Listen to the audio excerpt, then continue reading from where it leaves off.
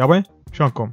عندي هنا طبق بيض، راح نحاول نسوي أكثر من طريقة مختلفة طبخ البيض ونشوف كم طريقة نقدر نسوي. بس قبل ما نبلش لازم نشيك البيضة مالتنا إذا كانت فريش أو لا.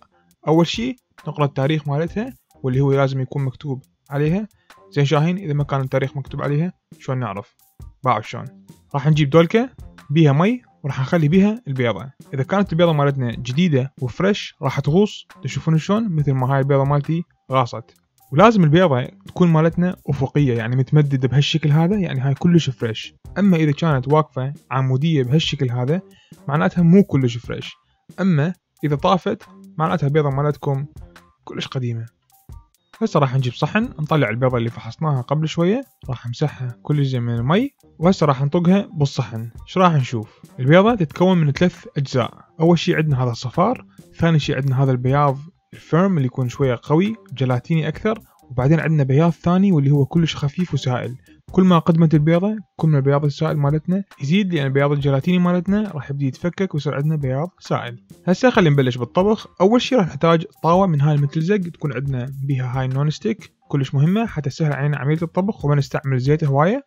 الطاوة مالتنا باردة، راح نخلي بيها شوية زيت، نوزع الزيت مالتنا على كل الطاوة، ننزل البيضة مالتنا اللي طقيناها قبل شوية وراح نشغل النار هسه. راح اخليها تنطبخ على نار هادية حتى البياض مالتنا كله يستوي والصفار يبقى بعده نص استوى. استوت عندنا البيضة والبياض كله استوى تماما بدون ما يصير عندنا اي اطراف يابسة ولا كريسبي. راح نجيب صحن التقديم، خلي بيه البيضة نزحلقها، ولا هاي البيضة عين صارت جاهزة. خلي عليها رشة صغيرة ملح، وخلي هم فوقها شوية فلفل اسود تطلع تخبل. هسه راح نجربها ونذوقها ونشوف شلونها. بسم الله. راح اقصها بالنص من الصفار. اوهو، انا احب الصفار هيك مايع، تحبون تطبخوه اكثر بكيفكم. اول شي راح اجرب البياض.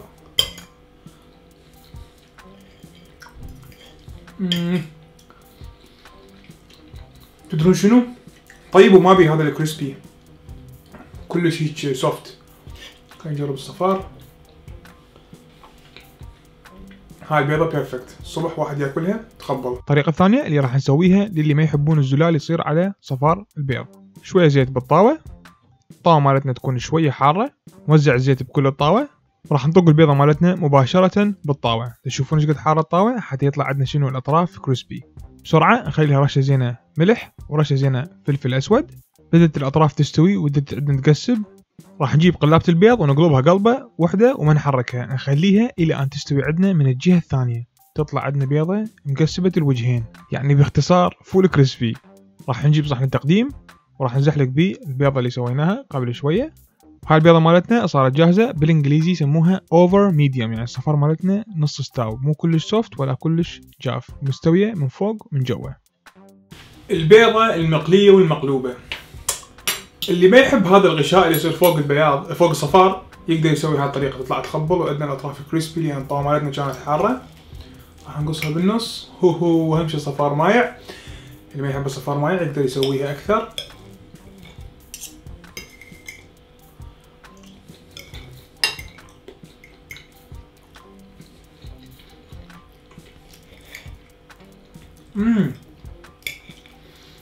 حبيت الكريسبي اكثر، الاطراف هاي مستوية زيادة تخبل اكثر.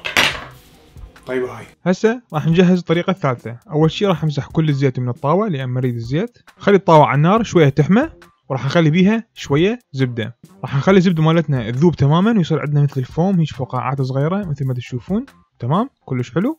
مباشرة راح اطق لنا بيضتين، هاي وحدة وهاي الثانية بالزبدة الحارة. وحتى نسويها سكرامبلد ايجز على السريع راح نلزم السباتشولا او اي خاشوقة، نبقى نحرك نحرك نحرك نحرك بيها الى ان تستوي عندنا البيضة ويطلع عندنا قطع هيك كبيرة، شوية بيها بياض شوية بيها صفار وشوية مخبوطة. ملاحظة اكو هواية طرق للسكرامبلد ايجز، بس هاي طريقة الكلاسيكية، فلا احد يجي يقول لي جوردن رامزي يسويها بغير طريقة، هيوستن بلومنتال يسويها بغير طريقة. سكرامبلد ايجز صارت جاهزة.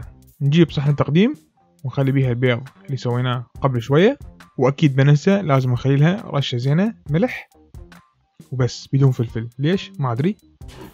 هنا عندنا السكرامبلد ايجز الكلاسيكيه صارت جاهزه، راح نجربها.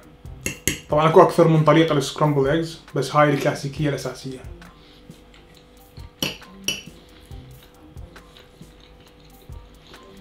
طعم الزبدة بيها يخبل. تدرون شنو طيب بيها؟ انه يجيك قطعة صفار هيك وحدها، قطعة بياض وحدها، وقطعة صفار وبياض مخلوطين سوية. شو يعجبني؟ قاعد تخبل. هسه راح اسوي بيض بطريقة ثالثة، ما ادري رابعة، وين وصلنا؟ ضعت. المهم جدر خليه على النار، راح نخلي بيه كمية زينة مي حار ونخليه الى ان يغلي.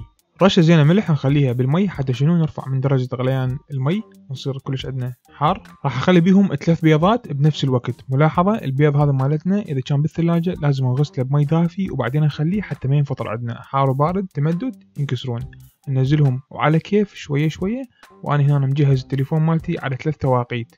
اول توقيت 5 دقائق، ثاني توقيت 7 دقائق، ثالث توقيت 10 دقائق. راح نجهز دول كبيها مي بارد كلش. البيض اللي خليناه قبل شوية راح نحركه شوية حتى شنو الحرارة تتوزع بكل الاتجاهات بالتساوي. الدول كمان المي البارد غيرت رأيي، راح اخلي كاسات حتى اعرف كل بيضة يا دقيقة طبخناها وراح اخلي بيها المي البارد. ملاحظة المي البارد مهم حتى شنو اول ما نطلع البيضة نخليها بالمي البارد نوقف عملية الطبخ، والا راح تبقى تنطبخ الى ان ناكلها. هسه مؤقت ال5 دقائق مالتي خلص، راح نطلع البيضة ونخليها بالمي البارد. مؤقت ال7 دقائق هسه همينة خلص، راح نطلعها همين البيضة ونخليها بالمي البارد. واخيرا وليس اخرا البيضة ام ال10 دقائق خلص المؤقت مالتها، راح نشيلها ونخليها بالمي البارد. هسه راح نشوف كل درجة استواء مال البيض. راح نخلي هاي ام ال10 دقائق، 7 دقائق، 5 دقائق، وراح نبدي نقشرهم وحدة وحدة، نكسرهم كل الاطراف بالميز وبعدين نبدي نقشرها بكل سهولة. يا جماعة اكو ملاحظة صغيرة، من تقشرون البيض اكو هيك غشاء كلش خفيف يصير بين القشر وبين البيضة، حاولوا هذا الغشاء شيلوه ويا القشر، راح تتقشر عندكم البيضة بكل سهولة. تشوفون شلون؟ مهمة هذه. قشرنا بيضة ال5 دقائق، هسه راح نقشر بيضة ال7 دقائق، قشرناها تمام، وهسه راح نلزم بيضة ال10 دقائق نقشرها تماما.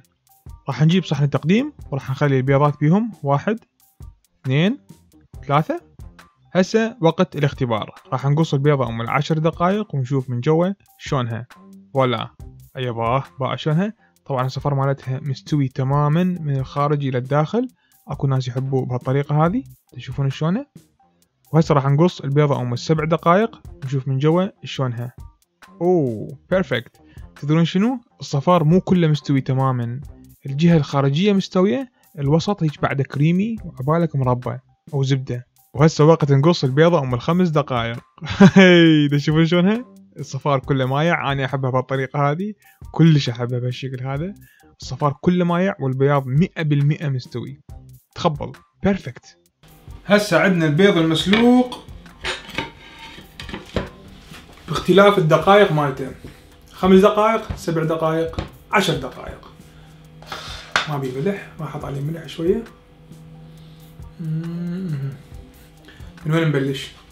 خلينا نبلش هنا.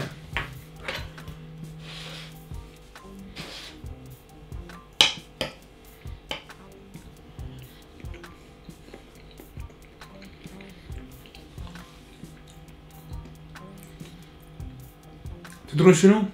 البيضة هاي مسلوقة ما تنطبخ أكثر من 10 دقائق، لأن حرامات هيك الصفار يخبل. من نطبخها أكثر ويطلع شلونه أخضر، يطلع بيه زفورة وأبد ما طيب. هاي 10 دقائق بيرفكت باعوا، ما بي أي ميوع على الصفار، كلش جامد. 7 دقائق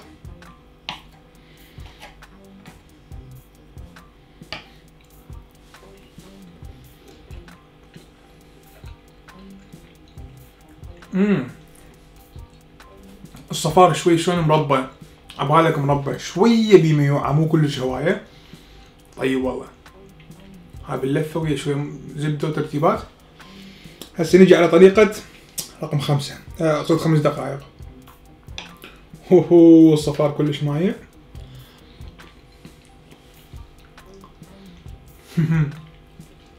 ماي فيفورت، اكثر شيء احبه اني هذه، كلهم طيبين. الطريقة الثانية نسوي بيها بيضة، راح نجيب كاسة وراح نجيب هذا النايلون مال التغليف ونخليه فوق الكاسة. راح نجيب شوية زيت زيتون، هاي شنو؟ زيت زيتون خلصان. راح نجيب زيت عادي وبعدين راح نجيب الفرشة وراح نفرش الكاسة ويا الورق مالتنا شوية بالفرشة. راح نطق بيها البيضة، نعطيها رشة زينة ملح، بعدين نلزم الأطراف كلها ونسد طرف على طرف حتى شنو يصير عندنا مثل البوكيت أو مثل الكيس، هذا يصير بيه البيضة بداخله. هسه راح نجيب جدر نخلي بيه كمية زينة من المي الحار ونخليه إلى أن يغلي. بعدين راح نجيب هذا الكيس اللي خلينا داخله البيضة ندخلها ونخلي الغطاء فوق حافة الكيس حتى لا يفتر الكيس عندنا بالمي ويدخل المي على البيضة. نسوي هاي poached eggs بطريقة المطاعم. اوكي، ورا دقيقتين او 3 دقائق راح نجي نشيك عليها ندوسها شوية. اذا شفتوا البياض بعده سائل رجعوها مرة ثانية، راح ننتظرها دقيقتين. ورا دقيقتين راح نرجع نشيكها همين. اوكي تمام، هسه البيضة مالتنا صارت جاهزة. نشيلها ونخليها بمي بارد ثلج حتى شنو نوقف عملية الطبخ. طلعها من المي بارد، راح نجيب المقص نقص هذا النايلون، فوالا نطلع البيضة مالتنا وهاي poached eggs صارت جاهزة. قبل ما نقدمها ونخليها على الصحن راح نسوي الطريقة الكلاسيكية مال poached eggs، شوية أصعب وخلي نشوف. بالبداية راح نجيب كاسة راح نطق فيها بيضة. طبعا الله يستر صار لي سنين ما مسوي هاي البيضة الله يستر. بجدر بمي حار راح نخلي رشة زينة ملح وراح نخلي وياه شوية خل. الخل ايش راح يسوي؟ راح يخلي البيضة مالتنا تصلب بأسرع وقت ممكن. المي كلش حار راح اخوطه يصير عندنا مثل دوامة، وراح انزل البيضة مالتنا بالدوامة واخليها ما احركها. راح تشوفون البياض هذا راح يفتر حول الصفار، وهنا عندنا البيضة تخرب لان انا الجدر مالتي كان صغير والمي بيه كمية قليلة فخربت هاي البوتشد ايج. خلي اشوف اقدر انقذها.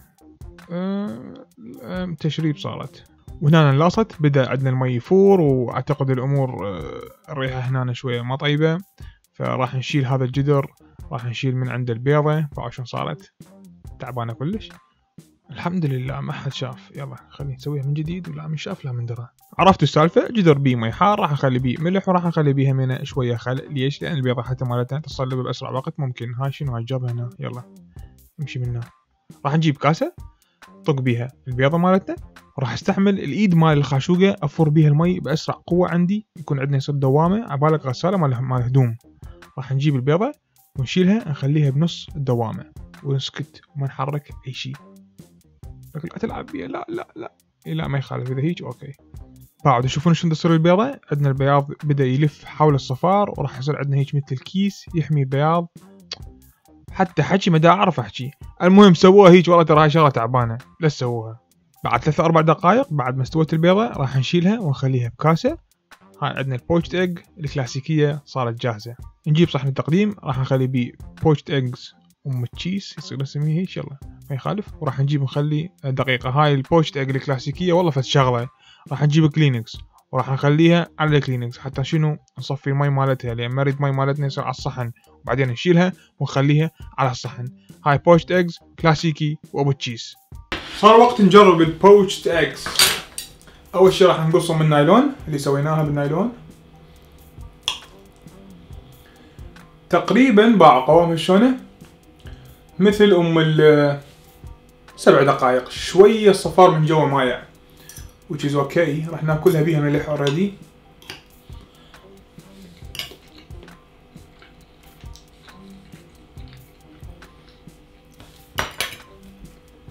قوامها شوية أقوى من المسلوقة بالقشر.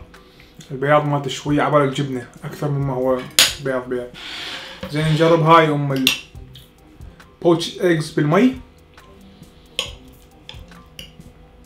الله باع الصفار شلونه بينقط. راح نقصه.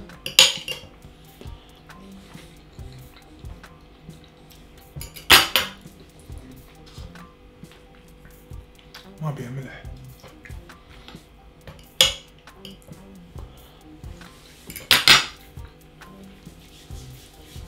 طعم الخل شوية مبين. هذا تدرون شنو؟ لا هاي مو.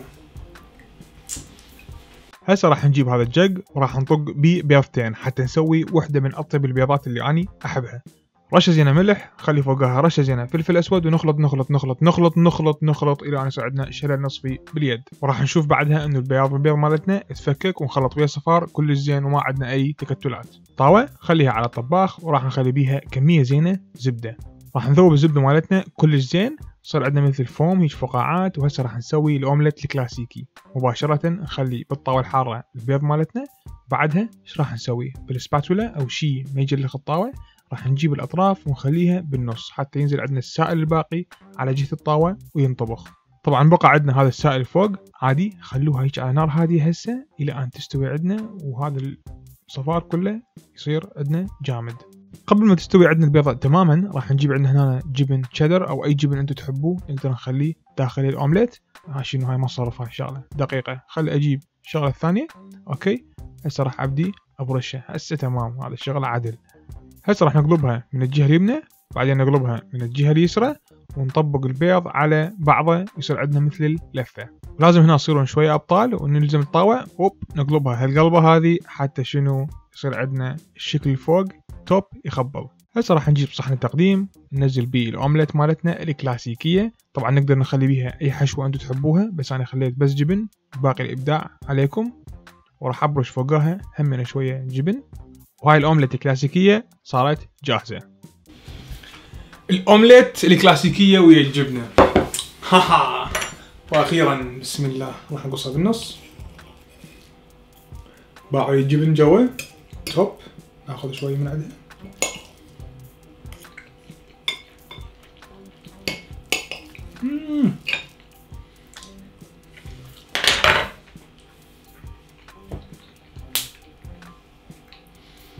نقدر نخلي بيها طماطم فوق الجبن، فطر، لحم، ترتيبات، صوصج، رهيبة رهيبة وكل سهلة. هسه بما انه سوينا كلاسيك اومليت راح نسوي فرنش اومليت. شلون راح نسويها؟ جق راح نطق بيضتين وهمنا نخفقهم كلش كلش كلش زين، واكيد خلينا لهم ملح وفلفل. همنا راح نجيب الطاوة وراح نخلي بيها زبدة، بس الفرق شنو هنا؟ عندنا النار مالتنا كلش هادية ابد مو حارة، يعني الزبد على المذاب هيك قطع قلبي. ثابت الزبدة عندنا تماما. راح نجيب الخليط مال البيض ونخليه بالطاوة. ايش راح نسوي؟ نلزم السباتولا ونبقى نفر هيك دوائر، تشوفون شلون نبقى نفر الى ان يصير عندنا قوام كريمي وثخين، عبالك كريمة او جيمر. نوصل هاي المرحلة ونشوف عندنا من نشخطها يطلع عندنا اسفل الطاوة تمام. هسه وقتها راح نوقف ما نخلط ابدا ونخليها على النار الهادية الى ان تصلب عندنا وتصير عندنا فرنش اومليت. بعد وصلنا هالمرحلة هاي عندنا شوية هنا بيض ما مطبوخ، فرنسيين يسموه هذا بافوس، يعني هيك من جوا يكون بعده ما مستوي او بيه سائل. اللي يحب البافوس يخليه واللي ما يحبه يقدر يطبخه اكثر. هسه راح نجيب الطرف هذا ونقلبه. ها شنو يلا رجل مرتدة. هسه راح نقلبه كله زين وبعدين ايش راح نسوي؟ راح نجيب صحن التقديم وراح اقلبها نص قلبة فوق القلبة مالتها بحيث يصير عندنا هيك مثل اسطوانة. فوالا شفتوا شلون؟ أنا راح أبرش فوقها شوية جبن بارميزان أموت عليه يخبل هذا الجبن، وأكيد لازم شوية كلاوات العيد. عندي هنا بصل أخضر اللي زرعته بالسندانة على الشباك، راح أثرمه كلش ناعم وأشيله أخليه فوق الفرنش أومليت. هسه راح نجرب الأومليت الفرنسي. شوف الفرنسيين شنو شغلهم، نقصها بالنص. تشوفون الرول؟ واو نايس، ما أدري يمكن بعيدة. بسم الله.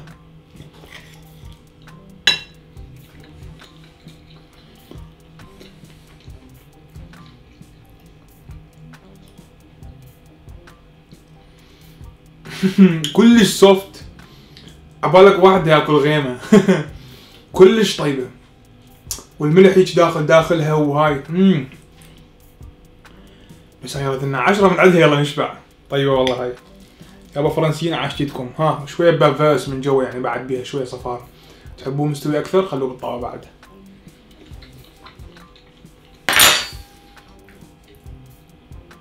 بيرفكتو يابا، شكرا للمتابعة. هاي بيض سويت لكم اياه بكل الطرق اللي انا اعرفها، ان شاء الله حبيتوها. جربوهم كلهم حتى شنو تلقون طريقة البيض اللي انتم تحبوها. شكرا للمتابعة، ان شاء الله حبيتوا هذا الفيديو، وقولوا لي اذا حبيتوا هذا الستايل مال الفيديو نسوي اكثر من طريقة بمكون واحد حتى نستمر بهاي السلسلة. وعشتيكم باي. واللي يحب يشوف فيديوهات بعد تابعونا على انستغرام، فيسبوك، يوتيوب.